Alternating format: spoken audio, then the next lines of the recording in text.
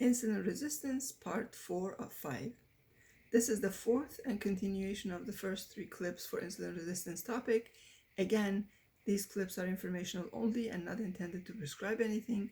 Please ensure to consult your doctor before taking any health-related steps on your own. Starchy foods break down into sugar in your body and spike the blood sugar level. We have a type of starch that is called resistant starch that resists being broken down in our intestinal tract. It will pretty much pass through your digestive tract without being absorbed. But when resistant starch reaches your colon, it breaks down to short chain fatty acids and helps your colon stay healthy. The only drawback is that some people may feel a little bit bloated after eating this. Some of the resistant starches are like bananas, plantains, rolled oats, rye, and pumpernickel bread, beans, lentils, peas, and so on. So some foods form resistant starches when you cool them down and then reheat them. For example, cooking pasta or potatoes and then placing them in the refrigerator to cool down. And once they've cooled, then you can reheat these foods to no higher than 130 degrees Fahrenheit and enjoy them with less effect on your blood sugar.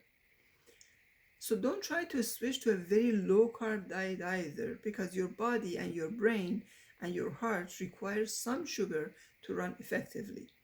If you drop your carbohydrate intake to a very low level, like around 10% of your calories, let's say, your body responds by becoming more insulin resistant. This is referred to as psychological insulin resistance. Why does this happen? Well, your brain favors glucose for fuel source, and red blood cells can only use glucose. When carbohydrates are in very short supply, peripheral cells in your body don't take up glucose as easily, as readily, so more of it is available to supply the energy needs of the brain. So trying to eliminate carbs from your diet can actually work against you. So choose good carbs. You may have heard the term glycemic index. Glycemic index is a measure of how fast a food sort of affects your blood sugar. Each carbohydrate is assigned a glycemic index. We also have something called glycemic load, and this takes into account not just how fast the food is broken down and absorbed, it considers how many grams of carbohydrates are in that food. For example, carrots have a very high glycemic index, but they're so low in carbohydrates that you'd have to eat a ton of them to cause a rapid rise in blood sugar. So they are low in load. So knowing the load is quite important in deciding what to eat. Having said that, you only need to stick to few simple rules, and you don't need to know or calculate all that.